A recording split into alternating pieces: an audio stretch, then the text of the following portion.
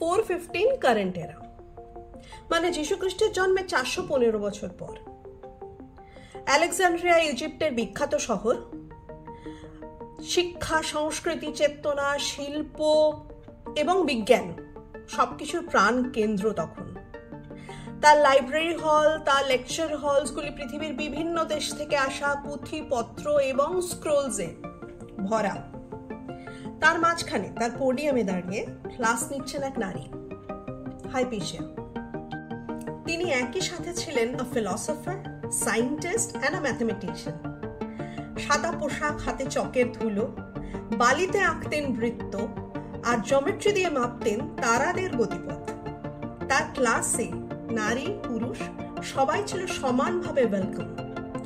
তিনি বলতেন, truth has no gender, the stars don't care who maps them. শুধু তাই নয়, অ্যাস্ট্রোলেব রাতের আকাশ মাপার যন্ত্র, হাইড্রোমিটার সমুদ্রের গভীরতা মাপার যন্ত্র, এসব তার বানানো তখন। তার কথা, তার উপদেশ, অ্যাডভাইস নিতেন আলেকজান্দ্রিয়ার গভর্নর এবং বিভিন্ন নেতা মন্ত্রীরা, এবং তা মেনেও চলতেন। এতটাই ইম্পর্টেন্ট ছিলেন তিনি তখন। Probably the most important or respected voice of Alexandria back then, Hypatia. একে নারী, তার উপরে কোয়েশ্চেন করছেন ধর্মীয় গোঁড়ামিকে এবং অন্যদের শেখাচ্ছেন প্রশ্ন করতে ধর্মীয় গোঁড়ামিকে। ব্যাস, এর থেকে বিপজ্জনক কম্বিনেশন তার হয়ই না কিছু।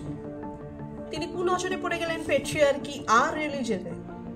একদিন সকালে মব তাকে আক্রমণ করে।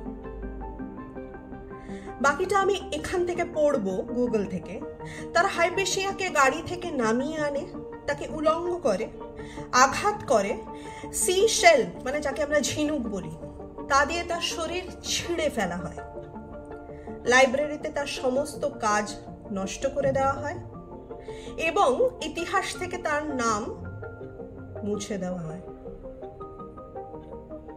তারপর শত শত বছর কেউ হাইপেশিয়ার কথা জানতেন না। কিন্তু হাইপেশিয়াদের কি এত সহজে মুছে ফেলা যায়? যায় কি হাইপেশিয়াদের এত সহজে ইরেজ করে দেওয়া? যতদিন আকাশে তারারা জ্বলছে, যতদিন এই পৃথিবী ঘুরছে, ততদিন তাদের নাম ফিরে ফিরে আসবে। ততদিন হাইপেশিয়ার কণ্ঠস্বর, তার কথা ফিরে ফিরে আসবে। Reserve your right to think. ভাবো, ভুল হলেও ভাবো, কারণ না ভাবার থেকে তা অন্তত ভালো। কেমন লাগছে ক্যামিলিয়াস আমাকে জানাতে ভুলবেন না। নিচে দেওয়া মেল আইডি, তাতে সরাসরি মেল করতে পারেন, আমাকে নিজে সরাসরি ডিএম করতে পারেন। আপনাদের সাজেশনস, আপনাদের ফিডব্যাক, ইভেন নেক্সট ক্যামিলিয়াসে কার কথা শুনতে চান, যে কোনো কিছু।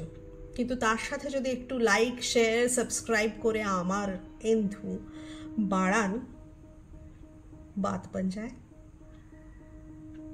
কারণ আপনাদের সাহায্য ছাড়া ক্যামিলিয়াসদের মানুষের ঘরে ঘরে পৌঁছে দেওয়া এক কথায় অসম্ভব। এবং এই প্রয়াসে, এই শ্রদ্ধার্ঘ্যে, ট্রিবিউটে আপনাদেরকে তো পাশে চাই। ভালো থাকবেন, শুনতে থাকবেন ক্যামিলিয়াস এবং অপেক্ষায় থাকবেন আমার পরবর্তী ক্যামিলিয়ার। বাই।